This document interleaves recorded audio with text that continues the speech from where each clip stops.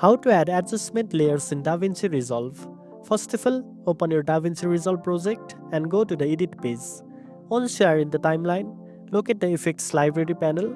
Under the effects section, find the adjustment clip. Next, drag the adjustment clip to a new track above your video clips on the timeline.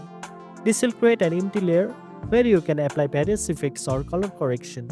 You can extend or shorten the adjustment clip to cover the specific portion of the video where you want the effect to be applied. After placing the adjustment layer, select it and go to the color to make the necessary adjustment. Once you make your adjustment, the changes will apply to all the clips beneath the adjustment layer in the timeline, saving you time if you want to maintain consistency throughout multiple clips. And that's it. Now you know how to add an adjustment layer in DaVinci Resolve. If you found this video helpful, don't forget to like, share and subscribe for more tech tips. Thanks for watching and I'll see you in the next one.